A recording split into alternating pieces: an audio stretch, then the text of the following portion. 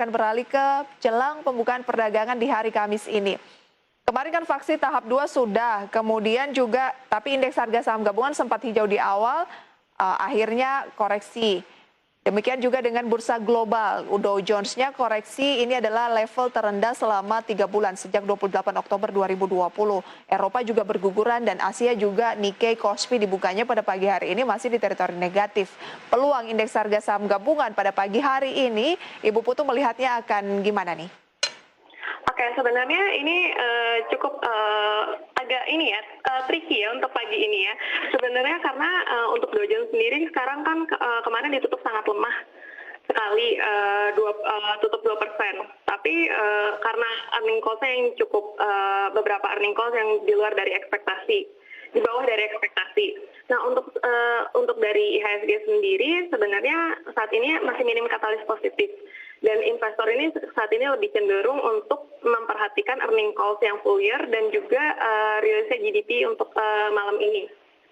Nah, tapi dari sisi teknikal sebenarnya ini masih berpotensi untuk bullish di range sekitar 6.000 sampai 6.300. Oke, jadi supportnya di posisi berapa? Sebenarnya kemarin sudah menyentuh supportnya di level 6.000. 6.000, jadi masih ada peluang untuk menguji level di bawah 6.000 hari ini? Iya, sampai dengan bergeraknya sampai di resisten 6.300. 6.300, baik, jadi support adalah 6.000, resisten 6.300. Ini ya, untuk resisten jangka menengah ya? Untuk di hari ini sih ya. Untuk di hari ini, berarti ada peluang ke 6.300 hari ini?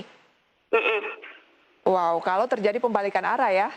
Oh ya, kita masih, makanya hari ini cukup tricky ya karena melihat market global yang juga sempat turun sangat drastis.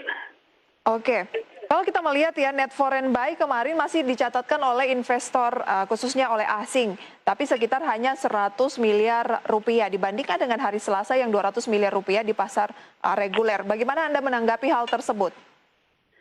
Menurut kami sih dari sini kita melihat investor sebenarnya masih dalam akumulasi buy ya, karena kan kemarin juga sudah menyentuh sempat titik supportnya, jadi ini akan kemungkinan besar akan masih terus berlanjut.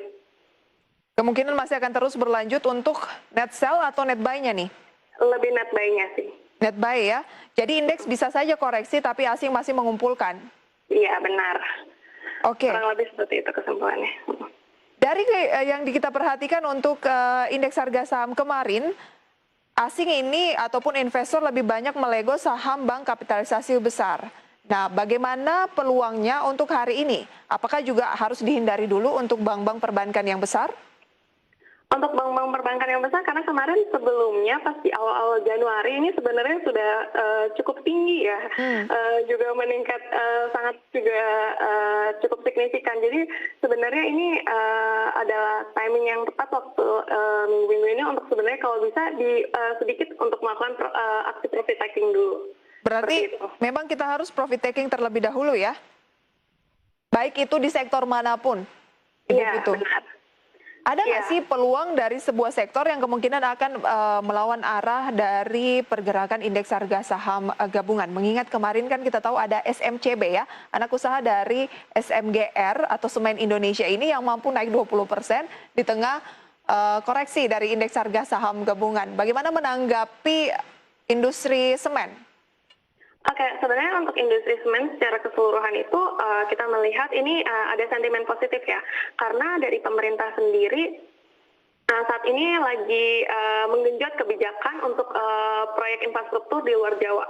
Jadi kemungkinan besar ini akan berdampak positif terhadap semen untuk kedepannya, demand untuk semen kedepannya.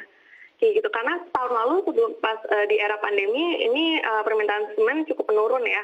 Betul. Karena kan karena tertahan dan banyak yang proyek-proyek yang dipospon untuk sementara kayak gitu.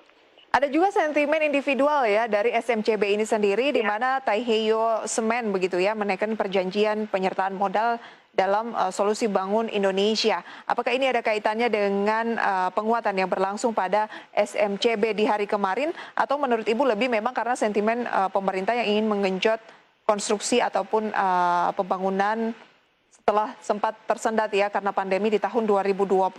Ini perusahaan Taihyo Semen itu adalah perusahaan Jepang ya? Iya, benar. Bagaimana Anda menanggapinya? Ya, ini juga cukup memiliki korelasi yang cukup tinggi ya untuk perusahaan yang Jepang ini, karena kita lihat ini akan memberikan dampak yang positif juga terhadap SMCB sebenarnya.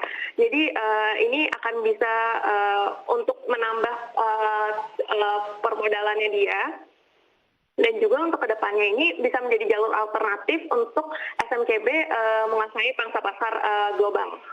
Oke, bisa menguasai pangsa pasar global. Peluangnya ke sana begitu ya. Apakah Iya. itu artinya dengan penguatan 20% kemarin untuk SMCB masih layak untuk dilakukan pembelian atau justru sebaiknya dihindari dulu dan beralih ke emiten semen yang lain? Kita jeda terlebih dahulu Ibu Putu, kita lanjutkan di segmen selanjutnya. Pemirsa, emiten update dan juga rekomendasi saham pilihan akan kami hadirkan usai jeda pariwara berikut. Pastikan Anda masih menyaksikan IDX Market Opening.